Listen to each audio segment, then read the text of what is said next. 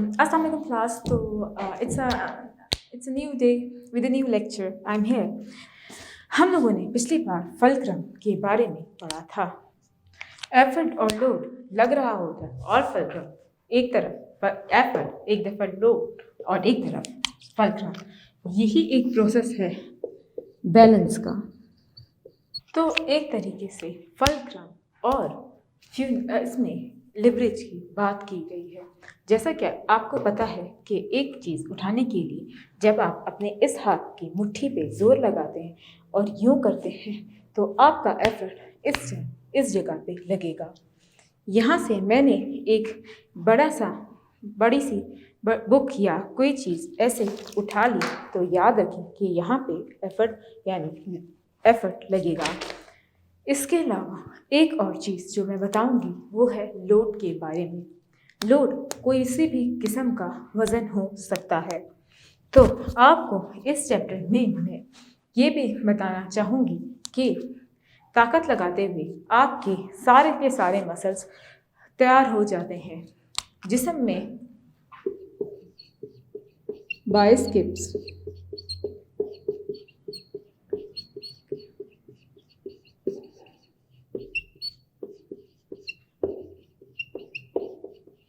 Biceps और ट्रिसेप्स muscles मौजूद होते हैं। बाइसेप्स और ट्राइसेप्स मसल्स बहुत ज़्यादा इम्पॉर्टेंट होते हैं।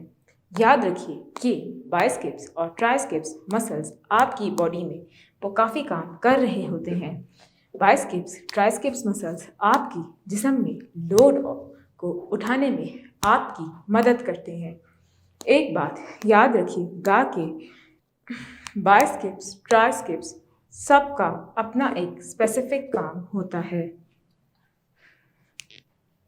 बाइसेप्स ट्राइसेप्स मसल्स जो जब काम कर रहे होते हैं तब वो एक दूसरे के साथ मिलके एक ही लोड पे मुतवज्जा होते हैं। जब आप सीधे हाथ से जब कुछ उठाते हैं तो आपका सारी ताकत एफर्ट जो होता है वो आपकी इस मसल में लग रहा होता है। बाइसेप्स ट्राइसेप्स अपने एक स्पेसिफिक फंक्शन की मदद से आपको फैसिलिटेट कर रहे होते हैं। एक और बात जो मैं अपने लेक्चर में ये बताना चाहूँगी कि एफर्ट और लोड के बगैर ज़िंदगी नहीं गुजर बसर हो सकती। एफर्ट और लोड आपको खाना खाते हुए, पानी पीते हुए और हर काम करते हुए इसी बेसिक प्रिंसिपल से होके जाना होता है, जो दोनों जगह पे बैलेंस रखने की पूरी भरपूर कोशिश करता है। क्लास मैंने अपने लेक्चर में 100% सब कुछ एक एक बार डिटेल में बताई है। इसके अलावा मैं अपने लेक्चर में आपको एक बहुत बड़ी एग्जांपल लेगेमेंट्स की दूंगी। लेगेमेंट्स एक रबर बैंड की तरह की चीज़ें होती हैं जो आपकी हड्डियों को मसल्स के साथ जोड़ के रखने में काम आती है। यकीन जाने क्लास आप लोग जब जॉइंट्स को या किसी हड्डी के अंदर जब भी कोई काम भी अमल में ला रहे होते हैं तो दो हड्डियों को बांध के रखने के लिए आपको लेगेमेंट्स का जिक्र किया गया है। याद रखें ये लेगेमेंट्स जो है रबर बैंड टाइप के बोन्स होते हैं जो एक इंसान के लिए बहुत ज़्यादा ज़रूरी और फ़ायदेमंद होते हैं। याद रहिए कि हम लोग इस टाइम डील किस चीज़ से कर रहे हैं। हम इस टाइम एक ढांचे यानी हड्डी के साथ साथ एक मसल के साथ भी डील कर रहे हैं, जो आपके लिए और हम सब के लिए बहुत इम्पोर्टेंट है। हम सबको चाहिए कि जब भी आप अपनी बॉडी के मसल्स को पढ़ें तो याद रहे कि एक हड्डी पूरे तरीके से आपको नुमाया नज़र नहीं आ सकती। जो हड्डी नुमाया नज़र आती है वो आपके दांत हैं, जो आपको साफ तरीके से सामने ही को इजीली नज़र आ सकते हैं। बहुत लाजिम तौर पे मैं आपको ये सब चीज़ें इसीलिए समझा रही हूँ ताकि आपको आगे सुनने और समझने में बहुत ज़्यादा इजी फील हो। इसमें मैंने कनेक्टिव टिश्यूज़ का भी जिक्र किया। कनेक्टिव टिश्यूज़ हम लोग गोश्त को कहते हैं। गोश्त को कनेक्ट रखने के लिए बाइसेप्स को ट्राइसेप्स को कनेक्ट रखने के लिए आपको एक चीज़ के साथ डील करना होता है और वो है गोश्त वाले टिश्यूज़। गोश्त वाले टिश्यूज़ वो टिश्यूज़ होते हैं, कनेक्टिव टिश्यूज़ होते हैं जो दो बाइसेप्स ट्राइसेप्स को एक दूसरे के साथ जोड़ने में मदद करते हैं। क्लास मैं आपको आज फिर से बहुत कुछ समझाने जा रही हूँ। होप सो आपको ये बातें क्लियर हो कि आपके जिस्म में टेंडन्स भी मौजूद होते हैं। टेंडन्स आपके जिस्म में बहुत सारा काम कर रहे होते हैं। टेंडन्स एक तरह से लंबे लचकदार फाइबर्स होते हैं। लंबे लचकदार फाइबर्स आपके जिस्म में आपके गोश्त को अच्छे तरीके से रोके हुए और बाउंड किए हुए होते हैं। याद रखिए कि हम इस चैप्टर में सपोर्ट और मूवमेंट के बारे में पढ़ रहे हैं। एक एक चीज़ सपोर्ट हमारे जिस्म में फल्क्रम फ्यूना से लेके बाइसेप्स ट्राइसेप्स से लेके लिगामेंट्स और ऐसे वॉल टेंडन्स ये सब एक ही काम कर रहे हैं। वो है आपकी बॉडी को सपोर्ट और मूव करने में हेल्प करना। तो क्लास आप लोग तैयार रहिए कि हम आज के लेक्चर में पुरानी बातें रिपीट करने के अलावा भी काफ़ी कुछ नया सीखेंगे। आपकी घुटनों में इस टाइम अक्सर आपने सुना होगा कि एक इंसान को घुटनों का दर्द रहता है या घुटनों का नहीं तो डेफिशिएंसी किसी चीज़ की हो जाती है। घुटनों के अंदर एक अजीब सा मवाद जो जेली की तरह का होता है, जो ना सॉलिड होता है, ना लिक्विड होता है, ना गैस होता है, मौजूद होता है। हर घुटने में ये चीज़ मौजूद होती है। अक्सर टखनों में भी ये चीज़ मौजूद होती है। यकीन जाने क्लास आप लोगों ने अपनी ज़िंदगी में कभी ना कभी पाए तो खाए ही होंगे।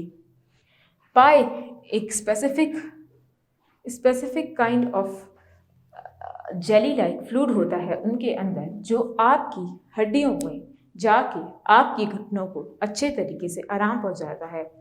पाए के अंदर फ्लूइड किस लिए होता है वो भी हम आज के लेक्चर में ही जानेंगे। और पायों के अलावा में आप लोगों ने काफ़ी कुछ खाया होगा। मेरा मतलब ये है कि जब भी आप खुराक लेते हैं तो आपका खून किधर से बनता है? आपका खून सिर्फ एक ही जगह से बनता है और उस जगह को हम लोग कहते हैं बोन मैरो। आपकी हड्डियों के अंदर जो गदूद पाया जाता है उसके अंदर से आपका बोन मैरो ही बनाया जाता है। बोन मैरो बहुत ज़्यादा इंटरेस्टिंग और बहुत ज़्यादा हैबिचुअल और इंटरेस्टिंग चीज़ है। बोन मैरो आपके खून की रवानगी को कायम रखने के लिए इस्तेमाल होता है। याद रखिए कि बोन मैरो के अंदर बहुत कुछ मौजूद होता है।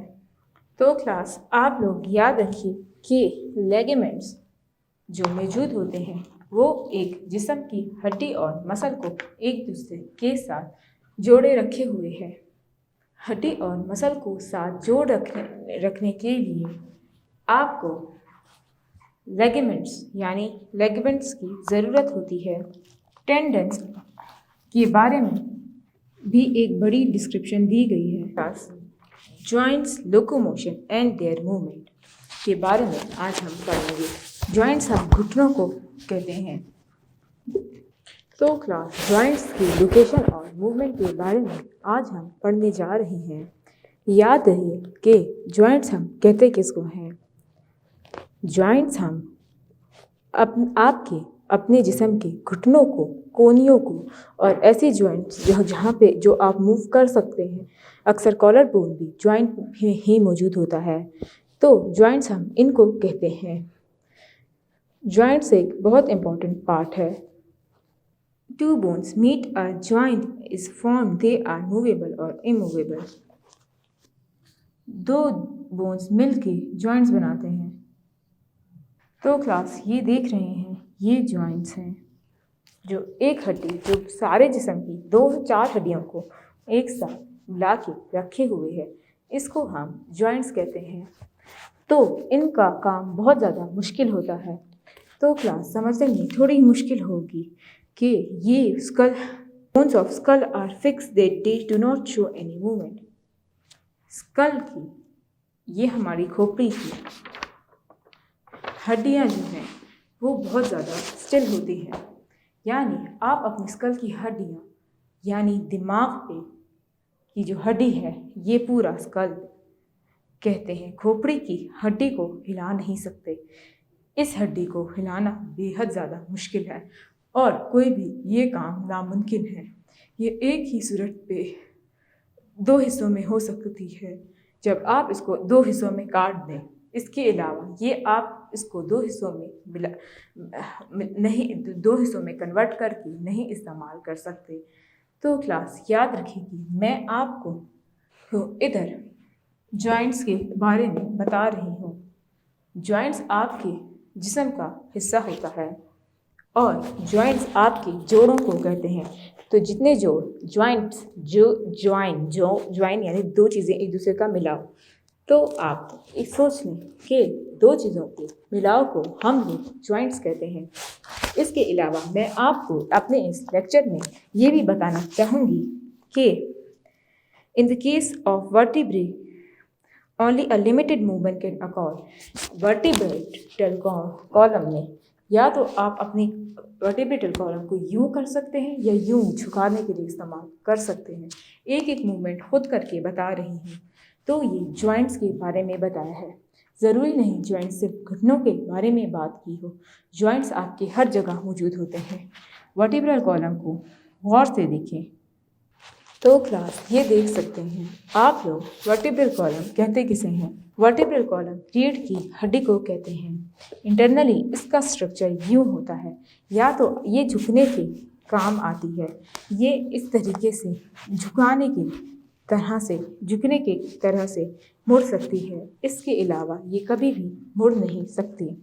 एक बात याद रखिएगा कि ये जॉइंट्स आपके जिस्म में मौजूद होते हैं और आपकी जिस्म में ही ये काम कर रहे होते हैं। तो क्लास एक बात याद रखिए कि आपके जिस्म के जॉइंट्स आपके जिस्म को मोड़ने के काम भी आते हैं। तो vertebrae only a limited movement can occur. इसमें ये बात बताई है कि वर्टिब्रल कॉलम में एक लिमिटेड काइंड ऑफ मूवमेंट अकॉर हो सकती है। वही लिमिटेड काइंड ऑफ मूवमेंट आप इस्तेमाल कर सकते हैं। यानी कि आपके जिस्म की वर्टिब्रल कॉलम में मूवमेंट 4 तरीके से यूँ यूँ यूँ यूँ। आप यूँ कर सकते हैं, पूरा पीछे नहीं मुड़ सकते, और झुक सकते हैं। आप यूँ भी कर सकते हैं, आप यूँ भी कर सकते हैं। तो ये वर्टिब्रल कॉलम यानी पीछे रीढ़ की हड्डी में मौजूद जो चीज़ है वो है ये। तो ये मैं आपको एक एक एक्शन करके इसलिए बता रही हूँ ताकि आपको समझ में आए। The ball and socket joints of the shoulder and hip allow the movement in 3 directions: forward, backward, and sideways. Ball and socket joints आपको यहाँ पे पीछे नज़र आ रहे होंगे। Ball and socket joint fulcrum और फ्यूना भी लगता है। तो class ball and socket bones आपको 2 या 4 तरीके की दिशाओं में या 2 या 4 तरीके की तरफ मुड़ते हुए, रास्तों पे मुड़ते हुए नज़र आते हैं। तो बॉल एंड सॉकेट जॉइंट्स बहुत ज़्यादा इंपॉर्टेंट जॉइंट्स हैं।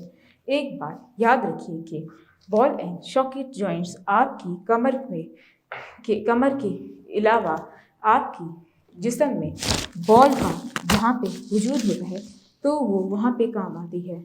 ये एक तरह से मुड़ सकती है और 4 तरह से मुड़ सकती है। बॉल एंड सॉकेट जॉइंट्स आपके जिस्म के हिस्से को अच्छे तरीके से मोड़ के रख देती है। The hinge joints of the elbow and knee allow movement only in one plane. द surface at the heads of bone which move each other are covered with tongue and slippery smooth air। Hinge joints के बारे में इसमें यह बताया है कि आपकी कोहनी के जो जॉइंट्स हैं या नी के पाँव के कोहनी या पाँव के जो जॉइंट्स हैं उसके बारे में बताया है कि वो एक ही तरफ मूव कर सकते हैं, एक से ज़्यादा तरफ वो मूव नहीं कर सकते। इसमें ये बात बताया है कि आप कोहनी को या तो यूँ कर सकते हैं यहाँ या तो यूँ कर सकते हैं, यूँ करके ये मूव हो रही है। इसके अलावा टखने को भी इसी तरीके से एक तरह ऊपर नीचे की तरफ ही मूव कर सकते हैं। इसके अलावा ये वो हड्डियाँ हैं जो कभी मूव हो ही नहीं सकती। तो क्लास मैंने आपको इस लेक्चर में ये भी बताया कि बॉल एंड सॉकेट जॉइंट्स भी चारों तरफ मूव कर सकते हैं क्योंकि वो बॉल जो है वो मौजूद होती है जिस्म के अंदर। The surface at the head of bones which move over each other are covered with a tongue slippery smooth cartilage. This together with the liquid formed in the joint allows friction free movement। इसके अंदर मैंने टंग के बारे में भी जिक्र किया है। ये जॉज हमारे टंग को कवर किए हुए हैं जो स्लिपरी कार्टिलेज है, यानी आपकी जॉज की बोन काफ़ी स्लिपरी और सॉफ्ट है। तो एक लिक्विड ऐसा मौजूद होता है जो इनकी मूवमेंट को सॉफ्ट बनाता है। तो क्लास मैंने आपको आज के लेक्चर में एक बात इंटरेस्टिंग बताने को बोला था। इंटरेस्टिंग बात यह है कि आपके घुटनों में जो मसल होता है इसको तो फिलहाल के लिए निगलेक्ट कर दें। मसल के अंदर इसी घुटने के अंदर अल्लाह ताला ने एक पानी छोड़ा हुआ है। अक्सर लोग कहते हैं कि हमारे घुटनों का पानी ख़त्म हो गया है, इसी वजह से मेरे जिस्म में जोड़ों का दर्द हो रहा है। ये वजह भी हो सकती है कि आप लोगों के एक इंसान के जिस्म में दर्द होने की वजह ये भी हो सकती है कि उनके घुटने का पानी ख़त्म हो गया है। तो आपको एक बात याद रखना चाहिए कि जेली लाइक मटीरियल जो घुटनों में मौजूद होता है वो हमेशा से पानी भरा हुआ होता है और वो जेली आपको एक तरह से मॉडरेट इन्वायरमेंट प्रोवाइड किए हुए हैं। तो क्लास आपको आज के लेक्चर में ये बात तो अच्छे से समझ में आ गई होगी कि हमारी बॉडी में बहुत सारे जॉइंट्स हैं। मैंने एक एक जॉइंट को बहुत अच्छी तरीके से डायग्राम ड्रॉ कर करके बताया कि मूवमेंट किस तरीके से होती है। जिस्म में बहुत सी किस्म की मूवमेंट्स होया करती हैं और वो मूवमेंट्स एक तरह से फल्क्रम और फ्यूना की मदद से होती है। इस टाइम अगर मैंने अपनी कमर को झुकाया भी तो वो वहाँ पे भी फल्क्रम और फ्यूना लोड एंड एफर्ट वगैरह लगते हैं। लिवरेज भी लगता है। फल्क्रम लगना बहुत ज़रूरी है जो आपके जिस्म को एक तरीके से बैलेंस में रखे हुए है और आप बैलेंस के साथ ही सारा काम कर रहे होते हैं। ये आप लोगों के लिए बेहद ज़्यादा ज़रूरी है कि आप अपने जिस्म में होने वाले सारे कामों को दिलचस्पी से देखें। ये लेक्चर लेने के बाद एक एक्सपेरिमेंट मैं जो आपको देने वाली हूँ वो अपने जिस्म की वो हड्डियाँ जो यहाँ पे मैंने आपको समझाई उसको आप गौर व फिक्र से देखें और फिर जांच पड़ताल करके अपने साथ ही एक्सपेरिमेंट करें कि आपकी हड्डियाँ किस तरीके से घूमती हैं, आपकी हड्डियाँ किस तरीके से काम करती हैं और आपकी हड्डियाँ किस तरीके से आपको चलने फिरने में मदद करती है। अगर आप बैलेंस के साथ नहीं चल सकते तो इसका मतलब खुदा न खास्ता वो शख्स या आप लंगड़े हैं। तो मेरा मकसद ये है कि बैलेंस के साथ चलने के लिए आपको सीधा सीधा चलना चाहिए और सीधा सीधा चलना एक इंसान के लिए बेहद ज़्यादा लाजमी है। तो क्लास आज के लेक्चर में मैंने आपको बैलेंस के बारे में भी काफ़ी मालूमात दी जो आपके लिए बेहद ज़्यादा मुफीद है। तो क्लास अगर आपको इस लेक्चर में थोड़ा सा भी कंफ्यूजन होता है तो आप ये लेक्चर दोबारा से सुनें और आपको ये बात ज़रूर पता लगेगी कि इंसान को सपोर्ट और मूव करने के लिए मूवमेंट की बेहद ज़्यादा ज़रूरत होती है, और 24 घंटे वो मूवमेंट आपको करते रहनी चाहिए। तो क्लास, अगर कुछ कन्फ्यूजन है तो आप मेरी बात पे अमल करने से पहले पिछले मेरे जितने भी ज्वाइंट्स और हड्डियों के बारे में जो जो जो लेक्चर्स थे वो आप अपने ऊपर इस्तेमाल करके अपने ऊपर गौर फिक्र करें कि अल्लाह ताला ने आपके जिस्म को कितना ज़्यादा अच्छा बनाया है और कितना ज़्यादा डेफिशिएंट बनाया है कि आप हर काम अमल में ला सकते हैं। बात ये नहीं कि आपके जिस्म में डिफ्रेंसिएशन होनी चाहिए, बात ये है कि आपके जिस्म में एक तरह की ऐसी ऐसी सलाहियत होती है जो अल्लाह ताला ने नेचुरली ऊपर से दी हुई होती है। तो क्लास, आपको ये लेक्चर यकीनन ज़रूरी तौर पे समझ आया होगा। अब हम अगली क्लास में काफ़ी कुछ बीमारियां जो स्केलेटन की वजह से होती हैं हम वो डिस्कस करेंगे। तब तक के लिए आपको अपनी सारी बॉडी पे ध्यान देके अपना ये चैप्टर सोचना होगा, अपना ये टॉपिक्स लेक्चर और मेरी बातें ध्यान में ला के सोचनी होगी। तब तक के लिए मैं आपसे इजाज़त चाहती हूँ, और इसके अलावा आपसे अगले लेक्चर में मुलाकात होगी जब हम अपने वो टॉपिक्स पढ़ेंगे जिसमें हम लोग जिस्म के अंदर हो जाने वाली बीमारियां जैसे कि कैल्शियम की कमी वगैरह जो डायरेक्टली बोन को हर्ट हो करती हैं उनके बारे में पढ़ेंगे। तब तक के लिए अल्लाह हाफिज़।